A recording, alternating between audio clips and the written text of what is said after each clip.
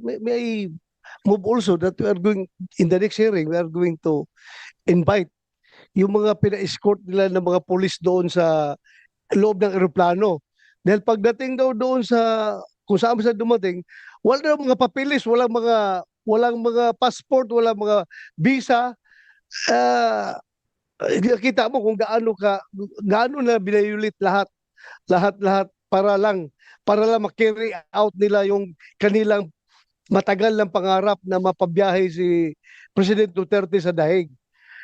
Yung mga pulis kawawa, walang visa, dumating doon. Anong gusto lang gawin sa pulis natin? May mga pulis na TNT. nakasakay sa eroplano. Harap ng eroplano, Kaya nga, di escort. ba? Pina-escort O sila. yung doktor ata yun. Yes. O pinadala nandun. Walang papeles. Ano gusto nila? TNT yung pulis natin doon? Dami naman nilang linabag na batas, pati yung immigration ng Amsterdam, pambihira. Oh.